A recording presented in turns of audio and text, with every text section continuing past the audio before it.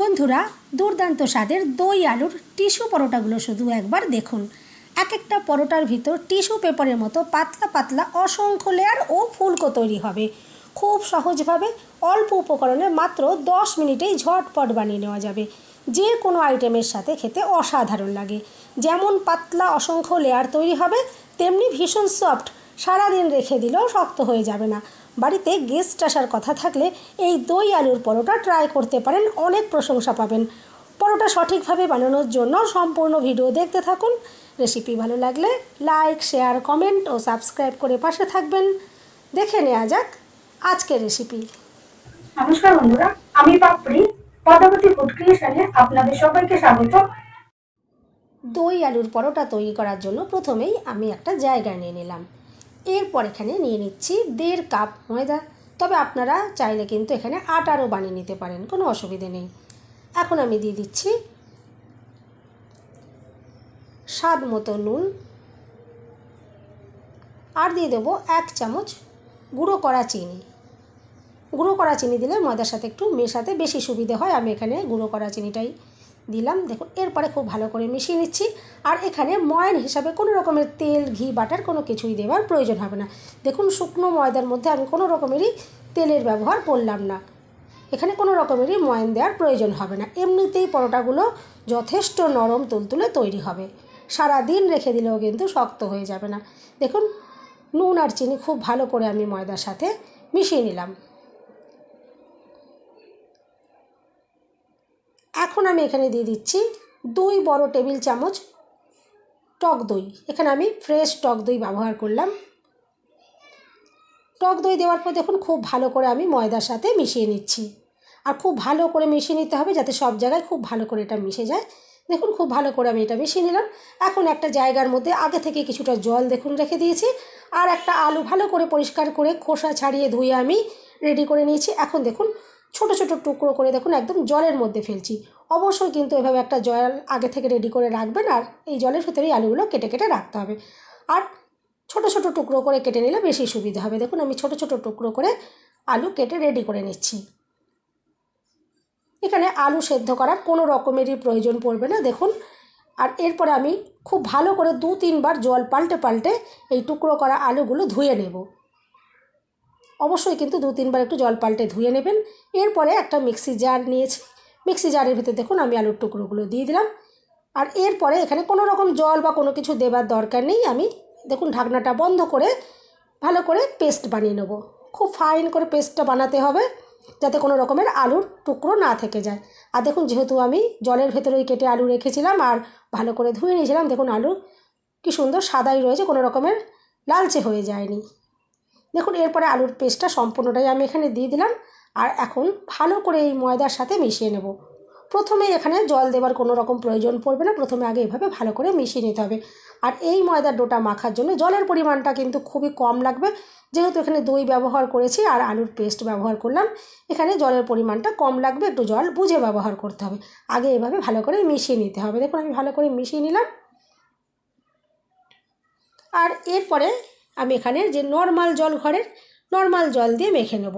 কোনো গরম জল দেওয়ারও কোনো প্রয়োজন পড়বে না। নর্মাল জল বারে বারে অল্প অল্প করে দিয়ে এখানে একটা ডো রেডি করে নেব।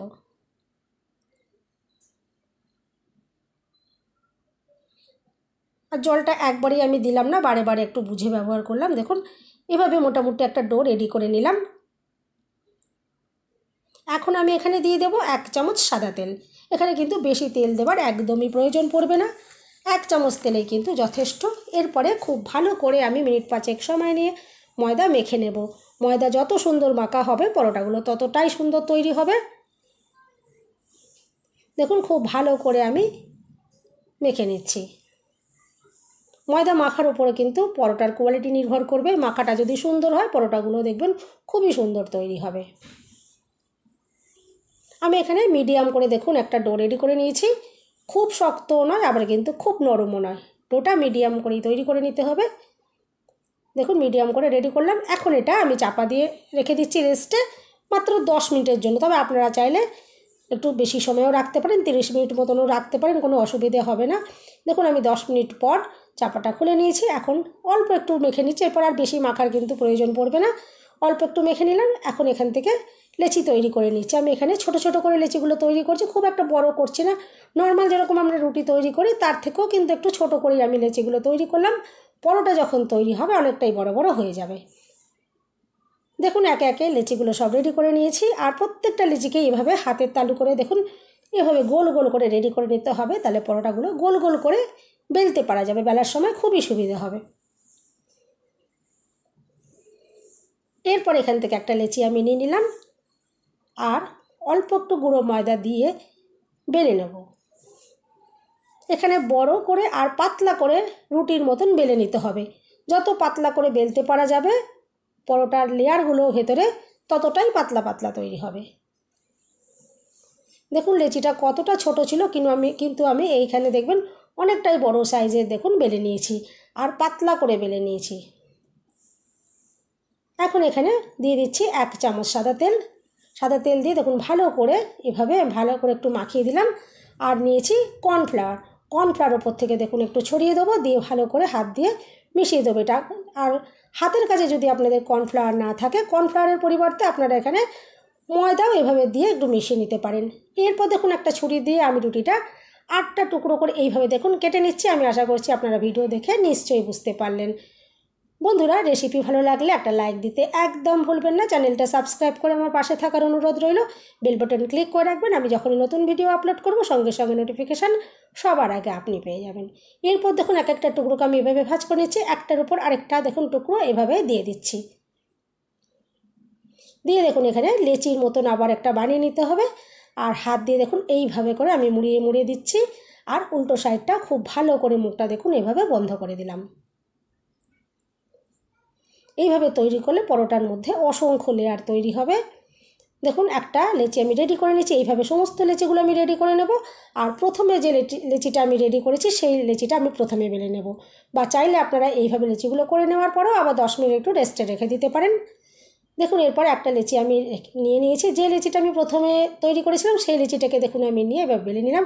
এখন কিন্তু খুব বড় করে বেলবো না, এখন আমি মিডিয়াম সাইজের, নর্মাল যেরকম মিডিয়াম সাইজ হয় আমি সেরকম সাইজের দেখুন বেলে নিচ্ছি। আর এখন আর খুব পাতলা করেও বেলার দরকার নেই। নর্মাল যেরকম রুটি হয় রুটির থেকে সামান্য একটু মোটা আমি রেখে বেলে নিলাম। খুব বেশি মোটা রাখার দরকার নেই। এইখানে পরোটা যখন তৈরি হবে দেখবেন অনেকটাই মোটা মোটা পরোটাগুলো তৈরি হয়ে যাবে। এরপর একটা ফ্রাই প্যান খুব ভালো করে আমি প্রথমে গরম করে নিয়েছি। আর এখন গ্যাসের ফ্লেমটা একটু মিডিয়ামে করে দিয়েছি। এখন একটা পরোটা দিয়ে দিলাম। আর যখন একটু ওপর সাইডটা হয়ে আসবে তখন আমি এটা উল্টে দেবো। লো ফ্লেমে এই পরোটাগুলো ভাজবেন না, তাহলে পরোটাগুলো শক্ত হয়ে যেতে পারে। মিডিয়াম ফ্লেমে ভেজে নিলেই বেশি ভালো হয়। দেখুন 2 পিঠ একটু ভেজে নেওয়ার পরে আমি ওপর থেকে 1 চামচ মতো সাদা তেল দিয়ে দিলাম। আপনারা যদি আরও কম তেলে করতে চান তাহলে এখানে ব্রাশ দিয়ে একটু তেল লাগিয়ে দেবেন, তাতেও কিন্তু দেখবেন সুন্দরভাবে পরোটা রেডি করতে পারবেন। আর পরোটাগুলো তো দেখে তো বুঝতেই পারছেন কত সুন্দর দেখুন ফোলা ফোলা তৈরি হচ্ছে। প্রত্যেকটা পরোটায় কিন্তু এরকম ফুলকো তৈরি হবে। দেখুন 2 সাইড থেকেই সুন্দর কালার চলে আসছে। এইভাবে যখন সুন্দর কালার এসে যাবে আমি তখন পরোটা নামিয়ে নেব। দেখুন 2 সাইডে খুব সুন্দরভাবে কালার চলে এসেছে আর পরোটা সুন্দরভাবে ফুলে উঠেছে। এইভাবেই দেখুন একটা পরোটা রেডি হয়ে গেল। এইভাবে বাকি পরোটাগুলো আমি তৈরি করে নেব। আর বন্ধুরা এই পরোটাগুলো খেতে কিন্তু অসাধারণ লাগে, যেহেতু দই রয়েছে, আলু রয়েছে, যেমন টেস্টি তৈরি হবে তেমনি ভীষণ সফট থাকবে। সারাদিন রেখে দিলেও কিন্তু শক্ত হয়ে যাবে না। সকালে জলখাবারে বানাতে পারেন বা রাত্রের জন্য কিন্তু বানাতে পারেন, যে কোনো আইটেমের সাথে খেতে পারেন, অসাধারণ লাগবে।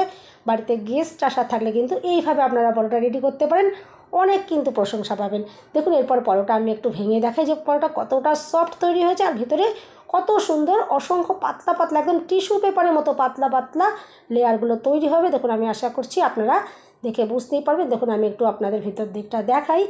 আর পরোটা দেখে তো বুঝতেই পারছেন যে কতটা সফট। আলুর পরোটা কিন্তু একদম আলুর পরোটার মতন তৈরি হয়েছে। আর সাথে রয়েছে দই। যেমন অসাধারণ খেতে লাগবে তেমনি কিন্তু দেখতেও অসাধারণ লাগবে এই পরোটাগুলো। দেখুন কতটা সুন্দর দেখতে লাগছে। আর ভেতরের লেয়ারগুলো আমি আশা করছি আপনারা দেখে বুঝতেই পারছেন যে কতটা পাতলা পাতলা তৈরি হয়েছে। একদম টিস্যু পেপারের মতো পাতলা পাতলা লেয়ারগুলো তৈরি হবে। বন্ধুরা রেসিপি ভালো লাগলে একটা লাইক দিতে একদম ভুলবেন না। চ্যানেলটা সাবস্ক্রাইব করে আমার পাশে থাকার অনুরোধ রইল। সবাই সুস্থ থাকবেন, ভালো থাকবেন। দেখা হবে নেক্সট ভিডিওতে। ভিডিওটা শেষ পর্যন্ত দেখার জন্য সবাইকে রইল অসংখ্য অসংখ্য ধন্যবাদ। বন্ধুরা একবার অন্তত এইভাবে দই আলুর পরোটা ট্রাই করে দেখতে পারেন। আমি আশা করছি আজকের রেসিপি আপনাদের ভীষণ ভালো লাগলো। আলু সেদ্ধ করার কোনো রকম ঝামেলা ছাড়া আপনারা কিন্তু এই দই আলুর পরোটা অবশ্যই একবার বানিয়ে দেখতে পারেন। খেতে অসাধারণ লাগবে। আর আগেও বলেছি যে কোনো আইটেমের সাথে কিন্তু খেতে দুর্দান্ত লাগে। যেদিন নিরামিষ থাকবে নিরামিষের দিনেও কিন্তু ট্রাই করতে পারেন, অসাধারণ লাগবে।